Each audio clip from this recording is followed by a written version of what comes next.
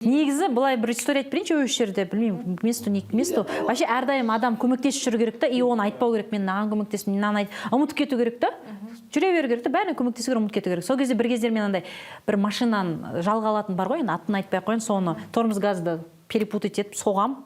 Сонымен, короче, сол жерде бычт-мычт ана инспекторлар келеді, гаи-маи келеді, соны 700 мыңға түсем, ол кезде ше бүйтіп жүрген кезім, өзім әрең күні 50 мың теңгені бүйтіп айналдырып лагманда сөйтіп жүрген қыз болатын. Әке-шешем жоқ, бәрі жалғыз өзім тұрмын сол кезде. Бір кісі келеді да, енді өзім қайырымдылықпен айналысам, бүйтіп бәріне көмектесіп жүрем. Бір кісі келді, аяқ асты, мен электр іздеп жүрмін деді, сонымен ана жерде мен үй баған, ана жерде хозяин бәрі, анауым сындырғаным үшін 100 мың, машина мынаны деді, машина айтты, ертең офисқа келесің, 700 мың теңгені сосын төлесің, біз кеттік деді, протокол жазып кетті, гаишниктер правамды алып кетті, ана хозяин тұр, мынаны шақтың сен, СТО-ның есігіне тақалғанда, төбесіндегі әйнек шағылып, есік майысып кеткен ғой, сонымен төле, мен анау арендательмін дейді. Сол жерде бір кісі келеді да, бір түрі білмеймін, бір даже бар ғой, Шоқан Уәлиханов ұқсайды. Че там, не болып отыр, не болды дейді қарындасым. Тұрмын ана жерде. Че там жігіттер былай кеттік жеке дейді, 100 мың теңге санап береді да, ана жерге кетіп қалады. Мен танымаймын, бүйтем.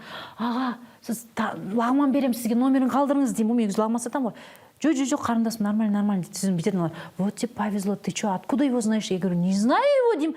И береді да кетіп қалады. Көрдіңіздер ме, бір айтады, білмеймін, әзірейіл ме, мынау кім деп қаламын ғой. Өмірімде көрмедім де, номерін алмадым да, просто садақа жасайды да кетіп қалды. Соны айтайын дегенім, садақа жасайсың ба, біреуге айтып мақтану қажет жоқ. Жасай бер, көмектесе бер, Алла тағала өзі бір жібереді саған күн.